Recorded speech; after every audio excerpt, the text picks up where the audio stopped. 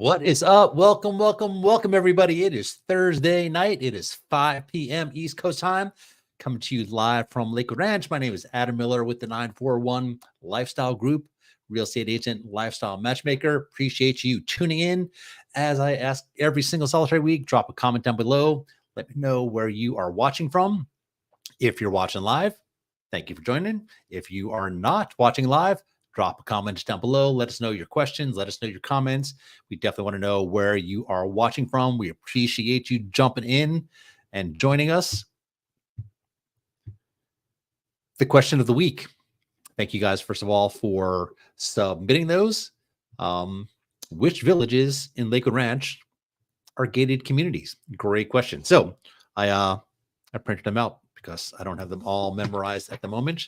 So I think I have all of these. So good way to figure out which ones are gated or not gated. Everything that is south of University, which is waterside, not gated, excluding one, which is technically in waterside, not really waterside, and that is Monterey. We've talked about that enough. That is the one that is east on Fruitville Road, like 3.5 miles east of Waterside. That's gated. That is the only one gated in southern Lakewood Ranch. But in terms of everything that is north of University Parkway, I think this is all of them. Arbor Grand, Azario Esplanade, Bridgewater, Central Park, Country Club East, Crestwind, Del Webb, Edgewater, Esplanade Golf and Country Club, Indigo, the Isles, Lakewood National, Lakewood Ranch Golf and Country Club, Lorraine Lakes, Mallory Park, Monarch Acres, Monterey, Palisades, Sapphire Point, Savannah, Star Farms, the Lake Club, the Moorings, Polo Run, Woodleaf Hammock. I think that is all of the ones that are gated communities. We do have a list on our website, the 941lifestylegroup.com. You can go check that out. So as I do every week, I have a featured community in Lakewood Ranch. As of right now, there's about 40 different communities within Lakewood Ranch. It can be a little overwhelming. We have a list on the website as well too. But this week we are going to talk about, I like this one a lot. It is Monarch Acres. So let me share my screen real quick. Sharing the screen. The entire screen. Actually, I have a little video up that I want to show you. By the way, we have 2 YouTube channels. We have the one you're currently watching, 941 Lifestyle Group, and we also have the 941 Premier Home Tours, which is all property tours. So you should definitely go check that out. That is what this video is. So I'm going to roll that real quick. It's short. The whole video is 2 minutes. I fast forwarded because I just want to show you what it looks like. And then I'm going to wrap up after the video and just tell you a little bit about the community.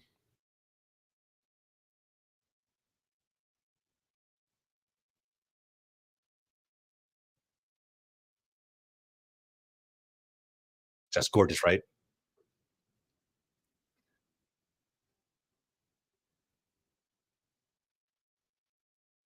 One of the gated communities.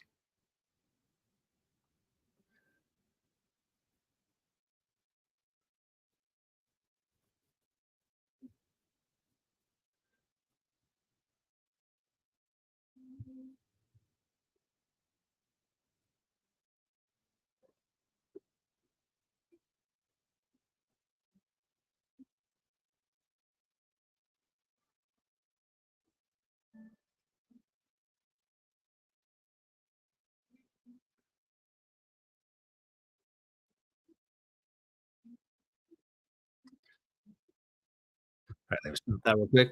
Yeah. So what I like about this community is that there are only 8 lots available. Now, I've not been in there in a month or so. There's one house built. You can check it out in the video. It's huge. It's got to be, I don't know, 6,000-7,000 square feet easily. It's the only house currently built in the neighborhood. At the time of that recording, the other 7 lots are remaining. They're 3/4 acre lots The lot prices start at $300,000. I'm sorry, at $800,000. The homes start at $3 million, which means that you are walking in the door at basic minimum at $3.8 million. They're all built by John Cannon. He does custom built homes. One of my favorite builders in all of Lakewood Ranch. It is gated. It is in the eastern central part of Lakewood Ranch, if there's such a thing. There's a Bourne-side, which runs north-south on the far east. I'm not sure it's going to go much further than that, although there are currently 3 new communities being built just north of there. There's a new golf course, Calusa Golf Course, Calusa National Golf Course. There's another Del Webb Cascade, and then one more that I can't think at the moment. Is it Shoreview? Not Shoreview. Shellstone, maybe Shellstone. Can't think of it at the moment, but there's 3 right there. But anyway, it is a gorgeous neighborhood. I have a link in the description down below if you have any questions, more information. Yeah, super excited. All right, let me go back to sharing my screen real quick. Thank you for appeasing me watching the little video. We'll share that. All right, so got a couple articles that I wanted to discuss today. And then, of course, we are going to talk about Lakewood Ranch celebrating 30 years. It's hard to believe it's 30 years. Gotta love when another real estate agent's ad pops up. All right, so Skyward development trend won't stop Manatee's eastern sprawl. Really interesting article. And what they mean by eastern sprawl is basically Lakewood Ranch and slightly east. East of Lakewood Ranch is Manatee City. We used to live there for 10 years. Love it, love it, love it. But yeah, this was an interesting article. Lots of contradictions. And I'm always intrigued how they create, and not just this area, just everywhere, create a plan. And then in the future, when they realize that their plan does not work, they change their plan. Kind of defeats the whole purpose of putting together a plan if you already know that you're going to change it. So this one happens to be about building up, meaning not building single family homes, building townhomes or condos above 3 stories. But this I thought was interesting too. These population trends. 2022, the estimated population is about 421,000. And by 2045, it's estimated to be 562,000 and some change.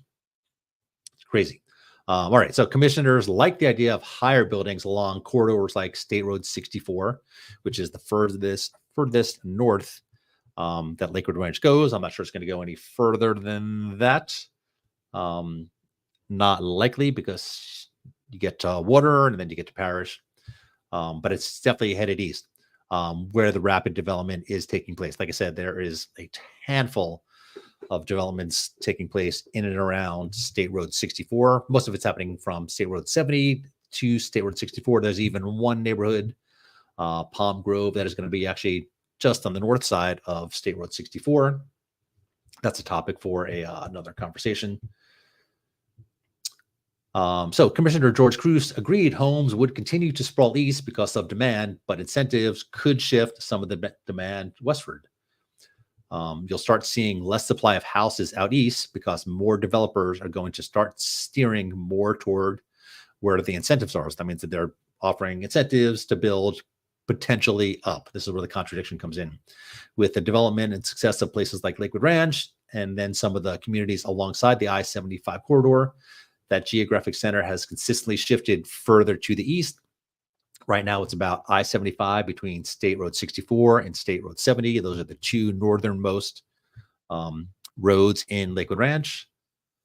Urban Light. This I thought was, let me not read that part. So the evaluation for increased building heights would be to identify whether buildings over 3 stories are appropriate, and if so, what height maximum should be proposed.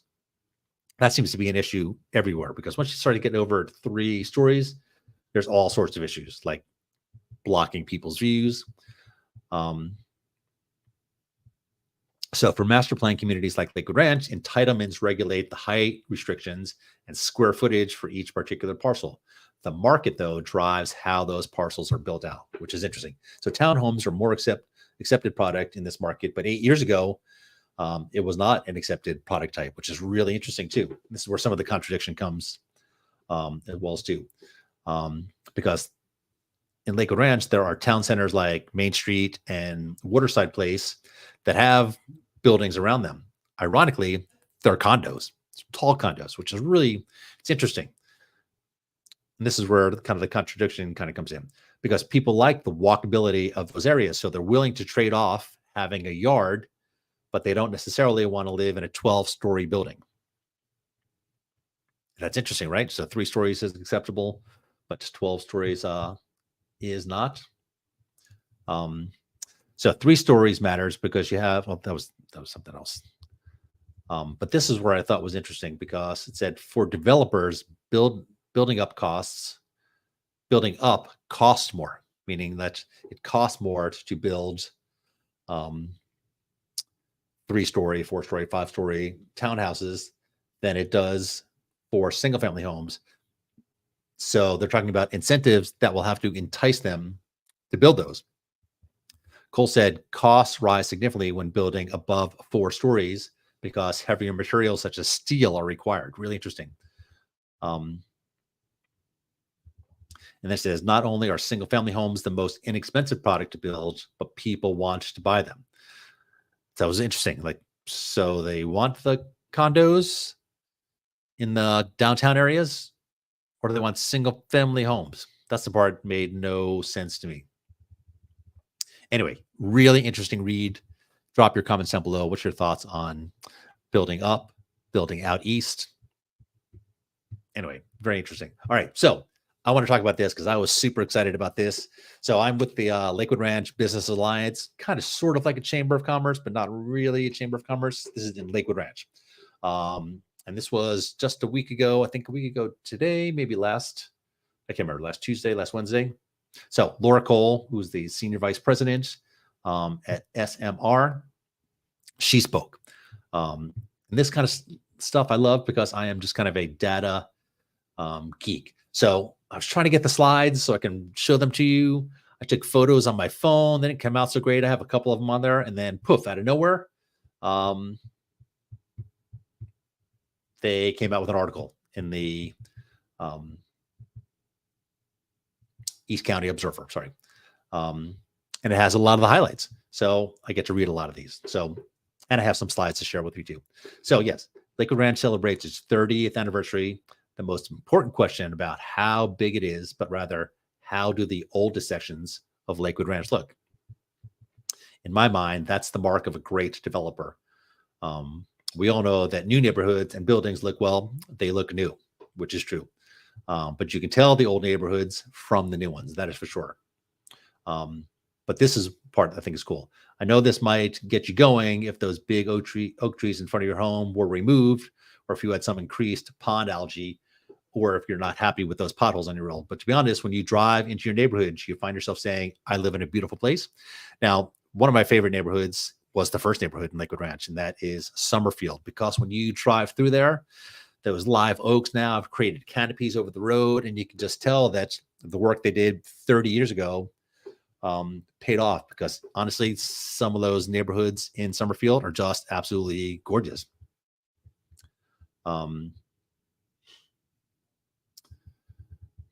So I just want to dive in and kind of talk about what is some of the statistics that were just mind-blowing. So here are the few eye-opening statistics that Cole shared with the Lakewood Ranch Business Alliance. So those living in the Sarasota-Bradenton area are the biggest buyers of homes in Lakewood Ranch.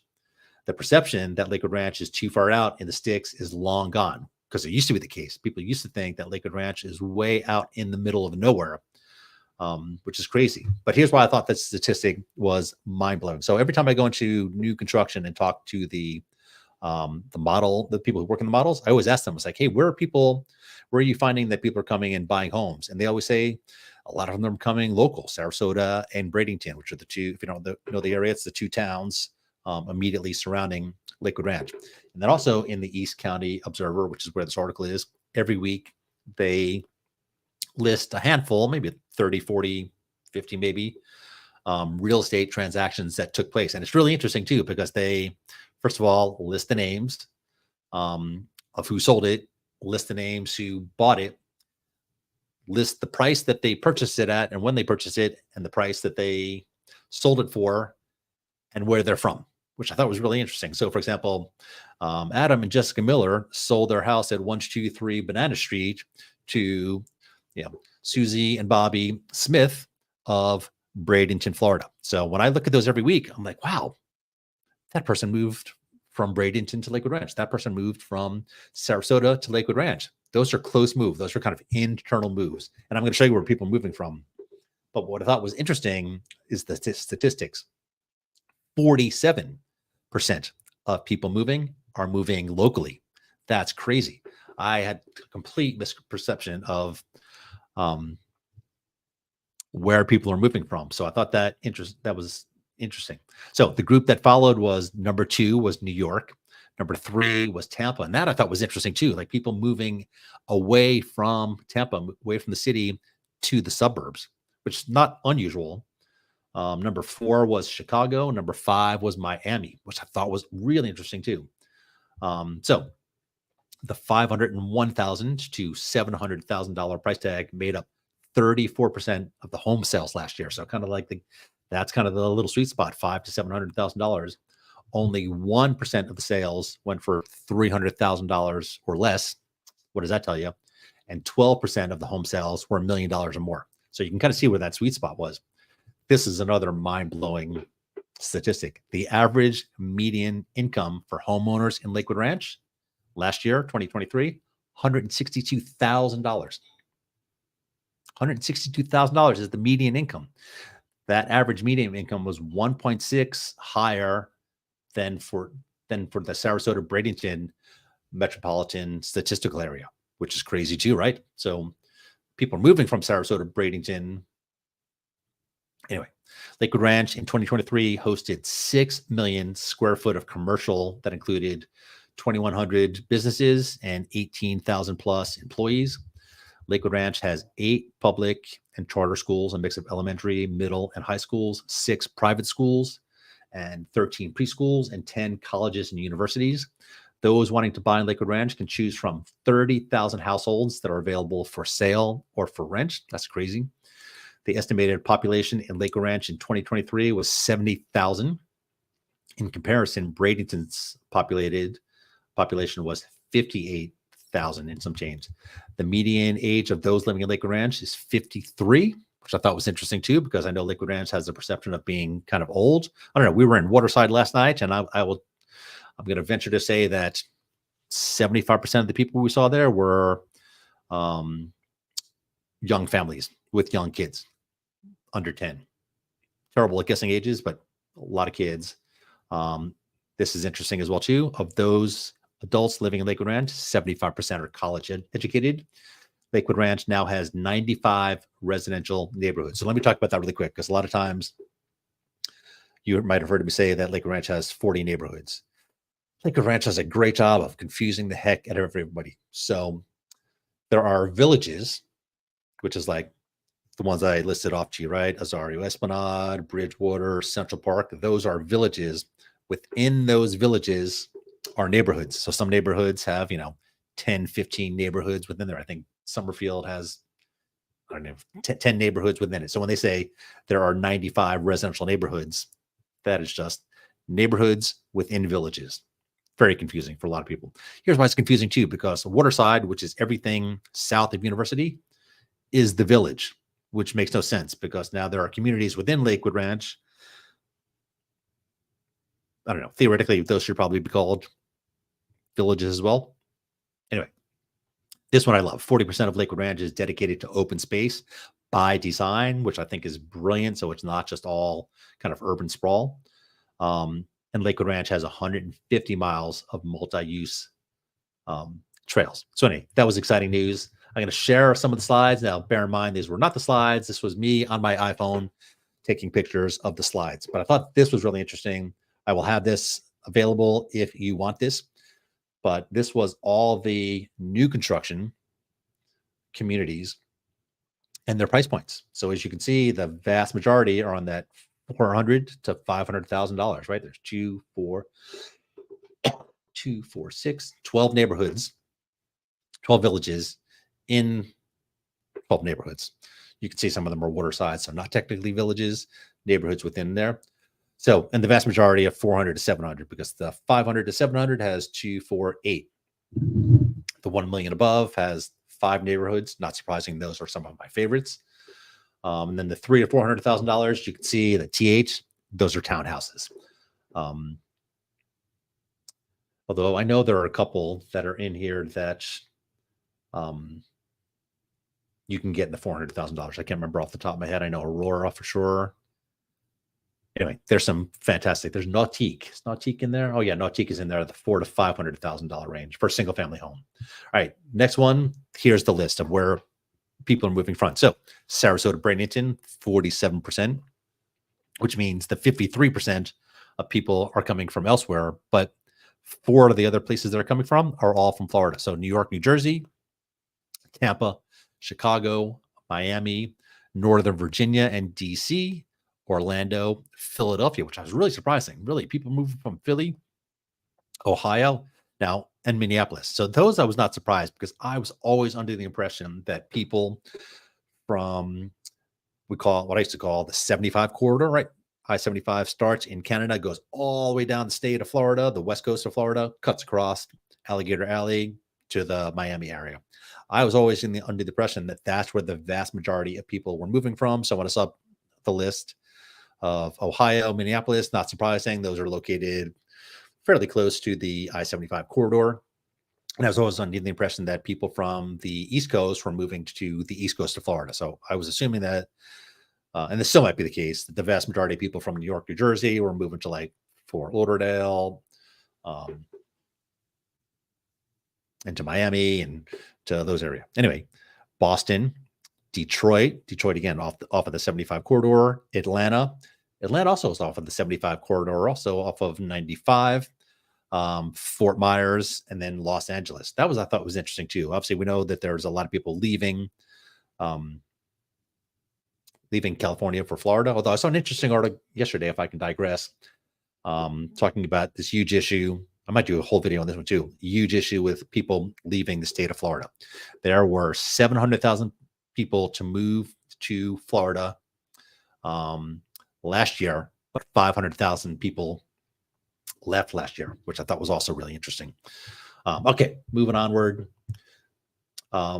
Builder incentives. I'd said last week that I was going to start showing you these. I did put the link in the description down below. First of all the articles are linked in the description too, but there's some great builder incentives. There was like 15 of them on there, but I thought these were the ones that were worth discussing. This is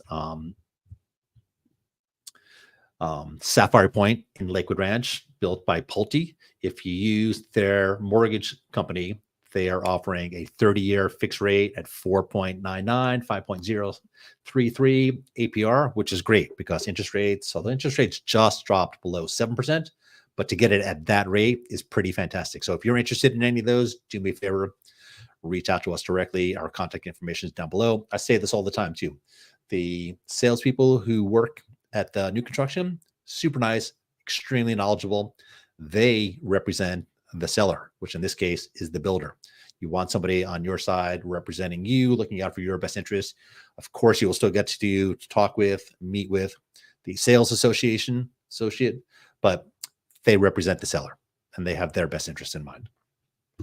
And finally, one more incentive, which I thought was great. So this one looks like it is for 2 neighborhoods, Lorraine Lakes, which I really love. I like Lorraine Lakes, and Aurora at Lakewood Ranch by Lennar. I like Lennar as well too, because Lennar is one of those builders who does high quality finishes that just come with the house, as opposed to a lot of the builders where you kind of get a base model.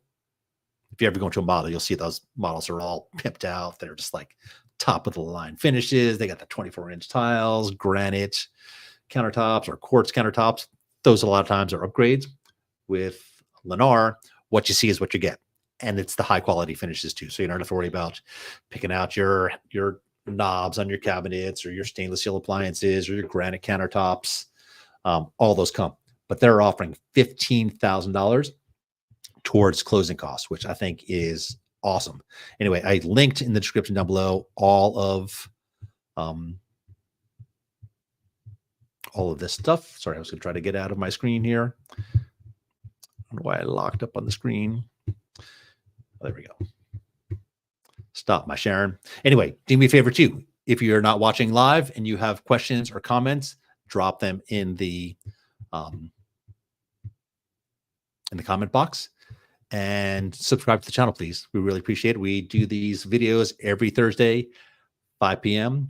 and I'll do these for 20 minutes. I'll do them for an hour and 20 minutes. It all depends on your interactions and you guys talking it up. So I appreciate you guys watching. We will see you next Thursday, and stay tuned for a really awesome video coming up this weekend. I was invited to the Lake Club, which is just the epitome of luxury in Lakewood Ranch. I went to a realtor event, then got permission to come back the following day to do a private tour, private video of just a stunning home by Stock Custom Homes. And this house was just ridiculous. I think it was like $5.6 million.